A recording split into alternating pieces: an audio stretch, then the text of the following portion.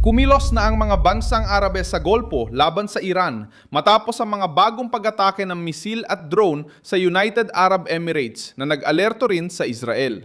Ngayong Martes, 5 ng Mayo, 2026 ang Saudi Arabia, United Arab Emirates at Qatar ay nagsimulang magsalita para ipagtanggol ang soberanya ng mga Arabe. Pinatibay ng Israel ang pagbabantay habang itinuloy ng Estados Unidos ang projektong kalayaan para muling buksan ang daan ng pandagat. Ang dating presyon ng Iran sa mga barko ay naging regional na laban sa revolusyonaryong gwardiya. Ikukuwento ko lahat yan, pero siguradong gusto mong mag-subscribe sa channel para manatiling updated sa real-time na impormasyon at dekalidad na pamamahayag sa pamantayan ng kredibilidad ni Milson Alves. Ang United Arab Emirates ang naging agarang sentro ng bagong paglala. Ayon sa ulat na sabat ng mga sistemang depensa sa impapawid ng Emirati ang 15 misail at 4 na drone mula Iran. Habang isang sunog ang naitala sa oil industry zone ng Fujairah, isang sensitibong lugar para sa enerhiya at kalakalan sa Golpo. Sa ngayon, ang mga kumpirmadong datos mula sa bagong bugso ng pag-atake ay nagsasabing may 3 nasugatan na may nasyonalidad na Indian at wala pang kumpirmadong nasawi sa mga pinakabagong pag-ataking ito. Mahalaga ang datos na ito dahil ipinapakita nitong may pinsala, takot at nasaktang sibilyan ng opensiba ng Iran, pero hindi pa ito nauwi sa malawakang patayan sa ngayon. Ang reaksyon ng mga Emirado ay 2 paraan. Ang una ay para sa panloob na proteksyon, ang pangalawa ay paghahanda para sa tugon. Inanunsyo ng gobyerno ng Emirado ang mahigpit na seguridad, lumipat sa remote learning ang mga paaralan, tumaas ang alerto at muling umandar ang depensa sa himpapawid sa antas pandigma. Tinukoy ng kagawaran ng ugnayang panlabas ng mga Emirado ang pag-atake bilang mapanganib na paglala at iginiit na may karapatan ng Estado ng mga Emirado na tumugon sa lehitimong paraan. Binago ng puntong ito ang tono ng krisis dahil itinuring ng Abu Dhabi ang pag-atake bilang direktang pananalakay sa kanilang soberanya, hindi aksidente. Pumasok sa sentro ng usapan ang Arabyang Saudi pagkatapos noon. Nakipag-usap si Mohammed bin Salman ng Saudi Arabia sa presidente ng UAE at kinundena ang pag-atake ng Iran. Malinaw ang mensahe ng Arabyang Saudi, suportado ng Riyadh ang Abu Dhabi sa pagtatanggol ng seguridad at katatagan. Hindi lang ito simpleng diplomatikong kilos. Nagbigay ito ng tsansa para sa koordinasyong militar ng mga Arabo dahil alam ng Saudi na ang pag-atake sa Emirates ay mensahe rin sa buong Sunni bloc sa Golpo. Lalo nitong pinatindi ang kahalagahan ng pangyayari. Sinikap gipitin ng Iran ang Emirates, ngunit lalo lang nitong pinabilis ang pagkakaisa ng mga bansang Arabo na matagal nang tinuturing na banta ang Tehran. Ang Qatar, na sa kasaysayan ay nagpapanatili ng ugnayan sa rehimeng Iranian, ay kinundena rin ang mga pag-atake laban sa Emirates at tinawag ang opensiba bilang paglabag sa soberanya ng Emirates. Mahalaga ang pagbabagong ito dahil ipinapakita nitong ang revolusyonaryong gwardiya sa pag-ihiwalay sa Abu Dhabi ay nagtulak sa mga karibal sa reyon na magsama-sama. Naging alerto rin ng Israel dahil anumang sagot ng mga Arabo laban sa Iran ay maaring magdulot ng panibagong reaksyon mula sa Tehran laban sa mga target ng Israel, sa mga rutang panghimpapawid at sa mga base na konektado sa Estados Unidos sa gitnang silangan.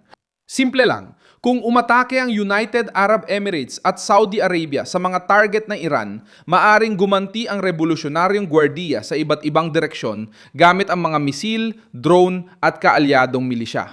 Kaya binabantayan ng Israel ang kilos ng mga Arabo bilang bahagi ng pagpigil sa Iran na may kaugnayan sa Strait of Hormuz. Inilunsad ng Estados Unidos ang proyektong kalayaan para muling maibalik ang ligtas na pagdaan ng mga komersyal na barko sa isa sa pinakamahalagang ruta sa mundo. Batay sa ulat ng pandaigdigang media, winasak ng puwersang Amerikano ang maliliit na bangka ng Iran, hinarang ang mga drone at misil at ineskorta ng mga barkong may bandila ng Amerika sa pagdaan sa kipot.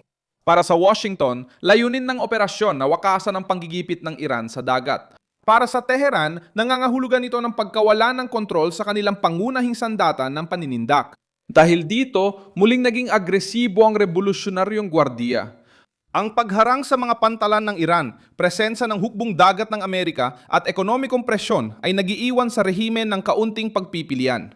Maaari nilang tanggapin na makipagnosasyon mula sa mahinang posisyon, tiisin ang panloob na pagkapagod o subukang hilahin ang rehiyon sa mas malawak na digmaan. Sa pag-atake sa Emirado at banta sa paglalayag sa Golpo, pinili ng Tehran na palalain ang krisis. Ngunit maaari na dulot iyon ng kabaligtarang epekto. Sa halip na maghiwa-hiwalay, pinag-isa nito ang mga monarkiyang Arabo para sa posibleng tugon. Ang tanong ngayon ay, anong ginagawa ng mga bansang Arabo nitong mga huling oras? Nagkokoordina sila ng posisyon, pinapalakas ang depensang panghimpapawid, nililimitahan ng ilang bahagi ng himpapawid, pinoprotektahan ang infrastrukturang sibilyan at sinusuri ang limitadong tugon militar. Hindi ito tungkol sa ganap na pagsalakay sa Iran o okupasyon. Malamang na mangyari kung papayagan ng ganting salakay ay isang aksyon laban sa mga estrukturang konektado sa Revolusyonaryong Gwardiya para ipakitang may kapalit ang mga pag-atake sa Golpo.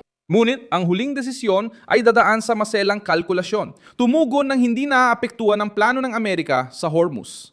Ang papel ni Donald Trump sa senaryong ito ay napakahalaga. Itinulak ng Pangulong Amerikano ang Estados Unidos sa gitna ng muling pagbubukas ng Estreito ng Hormuz. Alam niya ang magulong tugon ng mga Arabo ay maari magpalawak agad ng digmaan. Dahil dito, malamang na kontrolin ng Washington ang bilis ng pagganti. Gusto ng mga Arabo na gumanti, handa ang Israel. Patuloy ang pressure ng Estados Unidos sa dagat.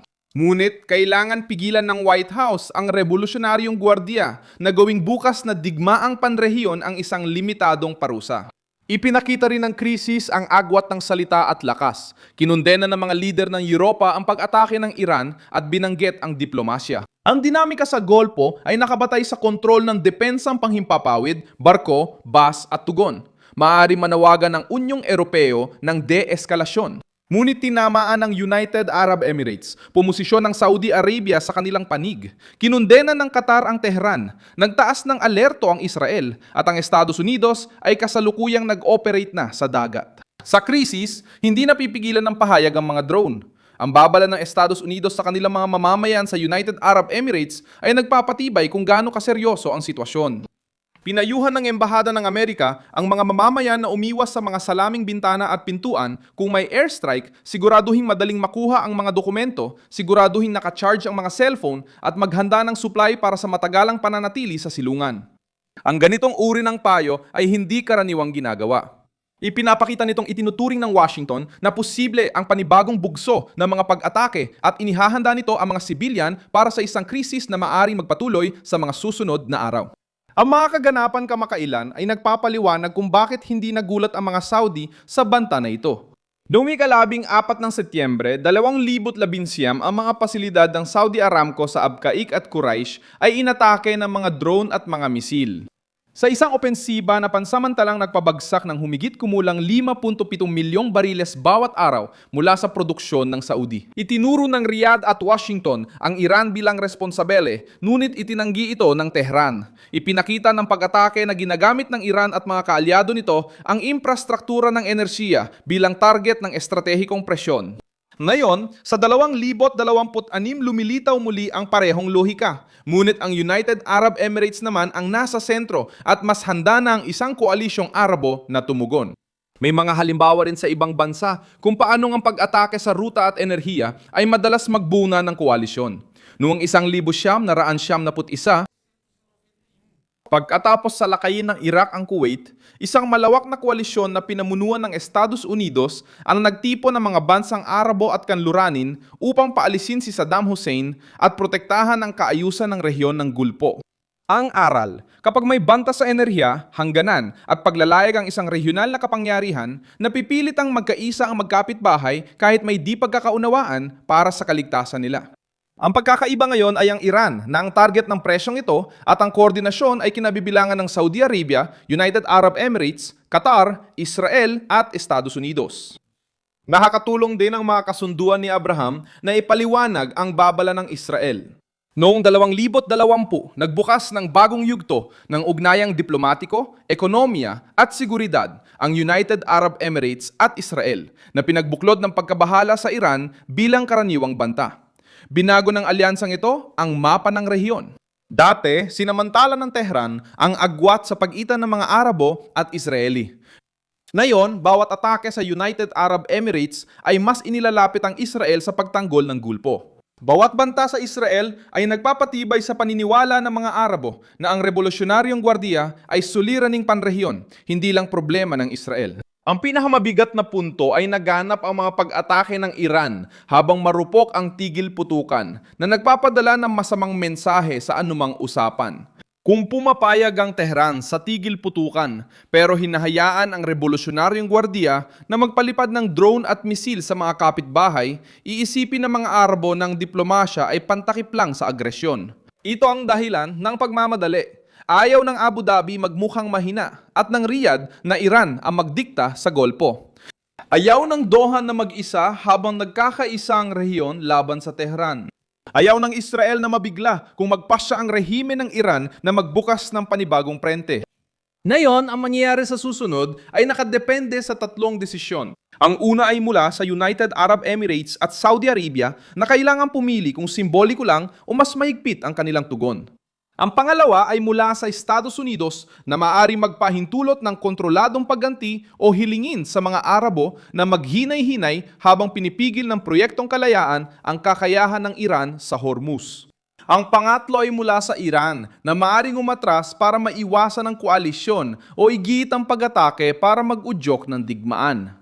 Parang ginagamit ng rehimen ng Iran ang kaguluhan para sa kanilang kaligtasan. Sa pag-atake sa barko, pagbabanta sa kipot ng Hormuz at pagpapalipad ng drone laban sa mga Emirado, ipinapakita nito ang lakas pero iba ang tugon ng reyon. Ang revolusyonaryong gwardiya ay lumilika ng pampolitika at militar na pagkakakubkob laban sa sarili nito. Hindi na lang nagsasalita ang Saudi Arabia, United Arab Emirates at Qatar bilang mga nag-aalalang pamahalaan. Nagsasalita na sila bilang mga bansang nangangganib. Ang Israel ay nagmamasid ng handa. Ang Estados Unidos ay nagpapanatili ng mga barko, eroplanong pandigma at mga sistemang pandepensa na nakaoperasyon. Sa huli, hinamon ng Iran ang rehiyon. Ngunit nauwi ito sa pagkakaisa ng mga bansang Arabo para sa posibleng sabayang tugon. Iniiwan ang rehiyon ng diplomasya at nagsisimula na maghanda ng puwersa. Ako si Milson Alves, internacionalista at layunin kong bigyan ka ng tapat na impormasyon araw-araw. Ang mga news link ay nasa video description. I-like ang video, mag-subscribe sa channel at basahin ang mga komento para maging aktibo sa komunidad ni Milson Alves.